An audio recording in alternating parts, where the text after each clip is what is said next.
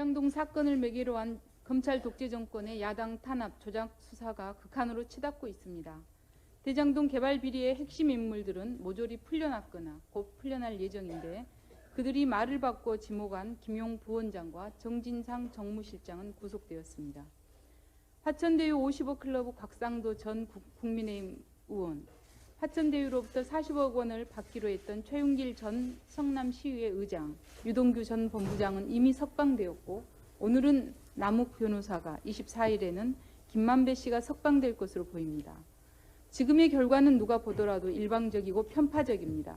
특히 유동규 씨는 그동안 부인해왔던 증거인멸 교사에 대해 자백하는 진술서가 검찰에 제출되었다는 것을 보면 석방 전 검찰과 모종의 불구속 거래가 있었을 것이라는 의심은 더욱 짙어집니다.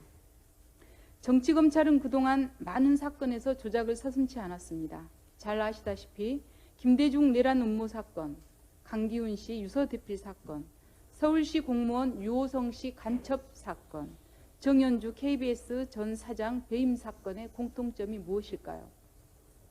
모두 정치검찰이 피의의 사실을 언론에 흘려 여론을 호도한 뒤 무고한 사람들에게 실체가 없는 혐의를 씌워 기소한 검찰 조작 사건이라는 것입니다. 그리고 무죄를 인정받기까지 아주 오랜 시간이 걸렸다는 것입니다.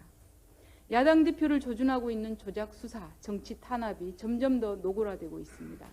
정치검찰은 이재명 대표의 핵심 측근들을 억지 범죄자로 만들고 이재명 대표를 얽어매려고 이른바 정치 공동체라는 덫을 만들어 놓고 이재명 대표에게 사법 리스크 프레임을 씌우고 있습니다.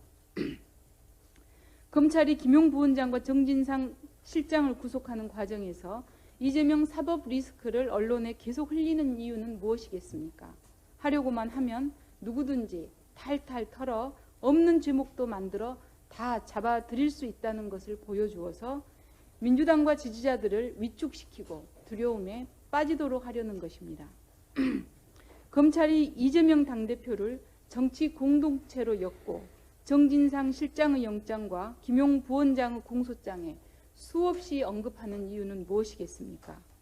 이재명 당대표에게 무슨 혐의가 있는 것 같은 인상을 심어주기 위함은 물론이고 민주당과 지지자들에게 당대표에 대한 의구심과 불신을 심어주어 지지를 떨어뜨리고 민주당 내부의 분열을 만들어내려는 것입니다. 법정에서 진실이 밝혀지기까지는 많은 시간이 걸립니다. 지금은 정치검찰의 조작 수사와 프레임 씌우기에 대해 의문을 제기하고 용감하게 질문하고 맞서야 합니다. 두려움을 이겨내고 힘을 합쳐 싸워야 할 때입니다.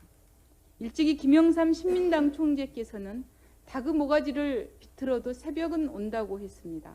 김대중 대통령은 아무것도 할 수 없을 때는 벽에 대고 소리라도 질러라고 말씀하셨습니다. 윤석열 대통령이 도어 스태핑에서 MBC에 대해 가짜 뉴스와 악의적 보도라는 프레임을 씌울 때 젊은 기자가 윤 대통령을 향해 무엇이 왜곡됐다는 것입니까? 무엇이 악의적입니까?